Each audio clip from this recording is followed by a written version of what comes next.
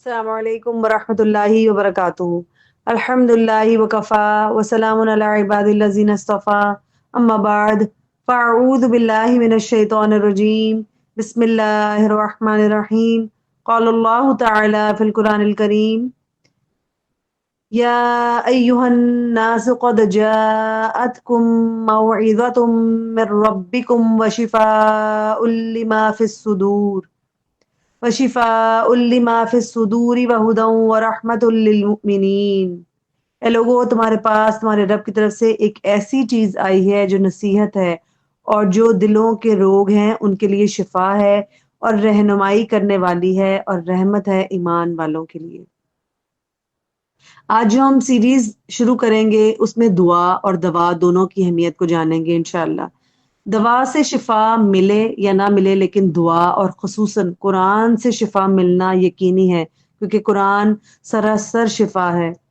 دوا لینا بھی سنت ہے، اس لیے دوا سے بے نیاز نہیں ہو سکتے۔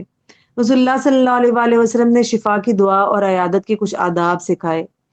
عائشہ رضی اللہ عنہا فرماتی ہیں، رسول اللہ صلی اللہ علیہ وآلہ وسلم جب کسی مریض کے پاس جاتے تو اپنا دست مبارک اس پر پھیرتے اور یہ دعا پڑھتے: اذهب البأس رب الناس واشف انت الشافی لا شفاء الا شفاؤک شفاء لا یغادر سقما۔ یہ صحیح مسلم کی روایت ہے۔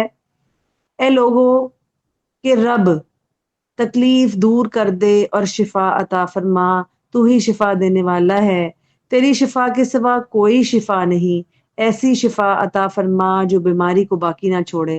اور جب رسول اللہ صلی اللہ علیہ وآلہ وسلم مرض وفات میں مبتلا ہوئے تو عائشہ رضی اللہ عنہا فرماتی ہیں، میں نے آپ صلی اللہ علیہ وآلہ وسلم کا وہی عمل آپ پر کیا، میں نے آپ کے دست مبارک کو پکڑا، آپ کے جسم میں اطہر پر پھیرا اور یہی دعا پڑھی، کیونکہ برکت کے لیے رسول اللہ صلی اللہ علیہ وآلہ وسلم کا ہاتھ میرے ہاتھ سے بہتر تھا۔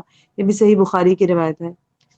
اس کے بعد وہ پھر بیان کرتی ہیں کہ میں نے دیکھا کہ رسول اللہ صلی اللہ علیہ وآلہ وسلم اپنی تکلیف کے دوران بار بار یہ الفاظ دہرا رہے تھے: اللہم اغفر لی ورحمنی والحقنی بالرفیق الاعلی، حتیٰ کہ آپ صلی اللہ علیہ وآلہ وسلم نے یہی الفاظ دہرائے اور آپ صلی اللہ علیہ وآلہ وسلم کی روح اللہ تعالیٰ سے جا ملی کہ اے اللہ مجھے معاف کر دے، مجھ پر رحم فرما اور مجھے بہترین رفیق اعلیٰ سے ملا دے۔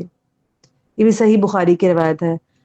نبی صلی اللہ علیہ وآلہ وسلم کے اس عمل اور حضرت عائشہ کے طرز عمل سے کچھ عیادت کے آداب جو ہیں وہ واضح ہوتے ہیں۔ سب سے پہلے یہ کہ ہماری نیت درست ہونی چاہیے۔ عیادت صرف رسمی ملاقات نہیں ہوتی یا دل لگی نہیں ہوتی، بلکہ مریض کے ساتھ بیٹھ کے ہم اس کا دکھ جو ہے وہ بانٹ رہے ہوتے ہیں۔ غیر ضروری گفتگو سے اجتناب کرنا چاہیے، اس کے پاس بیٹھ کر فضول باتیں، قصے یا پرانی ملاقاتوں کا تذکرہ نہیں کرنا چاہیے۔ بعض لوگ موقع کو مریض سے دھیان ہٹا کر ایک دوسرے سے میل ملاقات کا مقصد بنا لیتے ہیں۔ یہ آداب عیادت کے خلاف ہے۔ آواز آہستہ رکھنی ہے، اس کے آس پاس شور، اونچی آواز یا مسلسل گفتگو اس کے لیے اذیت کا باعث بن سکتی ہے۔ جو ملاقات کا دورانیہ ہے وہ ہم نے طویل نہیں رکھنا بلکہ مختصر رکھنا ہے، جو کہ رسول اللہ صلی اللہ علیہ وآلہ وسلم کی ہدایت کے عین مطابق ہے۔ دعا اور دم کرنا ہے۔ رسول اللہ صلی اللہ علیہ وآلہ وسلم کا معمول دعا کے ساتھ دم کرنے کا تھا، جیسے ابھی ہم نے اوپر پڑھا۔ دائیں ہاتھ سے ہاتھ پھیرنا مسنون ہے، کیونکہ دایاں ہاتھ برکت والا ہاتھ ہوتا ہے۔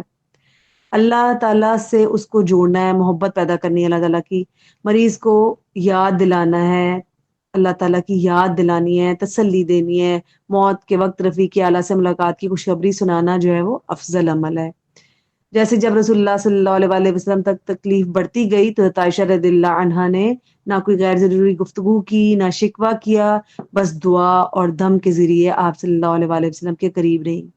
یہ دعا صرف عام بیماریوں میں نہیں بلکہ جلنے، زخم یا کسی شدید تکلیف کی حالت میں بھی پڑھی جا سکتی ہے، کیونکہ رسول اللہ صلی اللہ علیہ وآلہ وسلم نے اذهب البأس یعنی تکلیف کو دور فرما کے عام الفاظ استعمال کیے ہیں۔